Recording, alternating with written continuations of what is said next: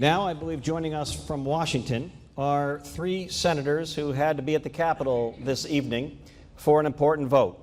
It was out of their control. They wanted to be here, but we're happy to have them joining us by satellite. And I believe we are joined by our senators. And we're just going to start with Senator Rand Paul. Senator, good evening. Running for president in 1952, General Dwight Eisenhower famously said, "I shall go to Korea."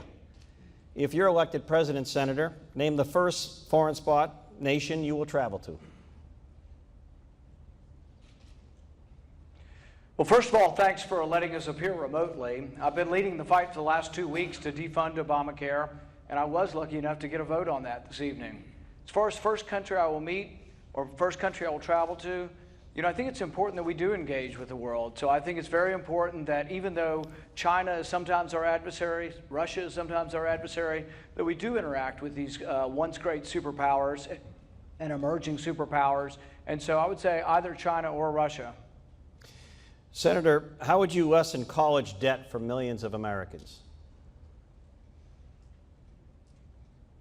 Well, I have a plan that would make it deductible. Right now, there are limitations. Certain families can't deduct it because of their income, and certain families are prescribed by the time.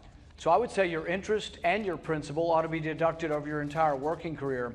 Essentially, college is a working expense, and so I would let you deduct it as a working expense over and throughout your entire working career.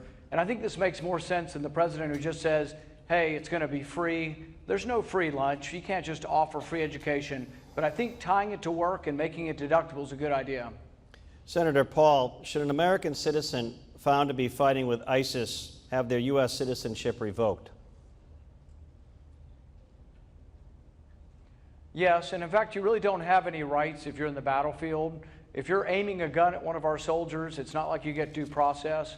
And some people confuse this because I fought long and hard and filibustered for over 13 hours to say that non-combatants do have rights and shouldn't be killed without due process.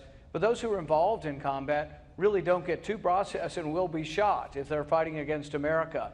But it is important to know that American citizens here do get due process. We do get the Bill of Rights. And the danger we've had in the past is when we've grouped people like Japanese Americans together and incarcerated them, or what we did to African Americans pre-civil rights days. So we do have to be very important that we individualize suspicion and that we not collect everyone's phone records all the time without suspicion.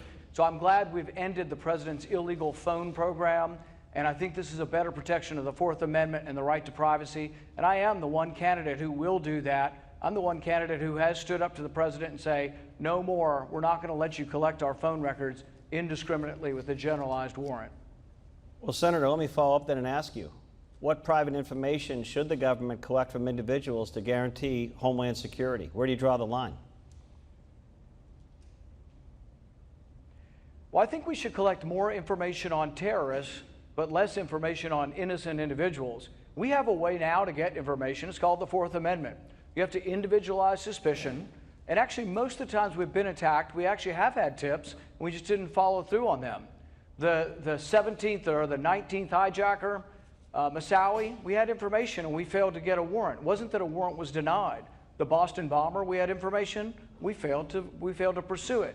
Same way with Fort Hood massacre, had information and failed to pursue it. I think we can catch terrorists if we get more information on terrorists, but there's no evidence. There's 3 bipartisan commissions that say, you know what? The information we're capturing indiscriminately on all Americans hadn't caught any terrorists. It hasn't made us safer, but it has damaged our Bill of Rights, and it has damaged our right to privacy. Senator Paul, but are you concerned that it might take some time in a terrorist situation with ICE or police or federal agents to stop a bomb going off if you have to get that warrant?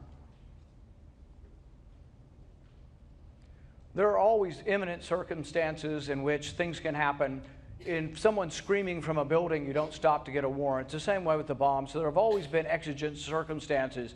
But for the most part, you do need to get a warrant. And the real question we've had is about collecting all Americans' phone records all the time. Is that a good idea, or is that a breach of our Fourth Amendment right to privacy? I think most of America agrees with me that the president went too far. This is a president who investigated Tea Party groups, has used the IRS to go after conservative groups. So I think it's really not a good idea to trust this president with our records. I'm glad that I stood up on principle and stood for 10.5 hours on the Senate floor to say enough's enough. The president shouldn't be collecting all these records. We can catch terrorists, but do it in a targeted fashion and do more collection of information on terrorists, just less on innocent Americans. Thank you, Senator. My next question is for a colleague.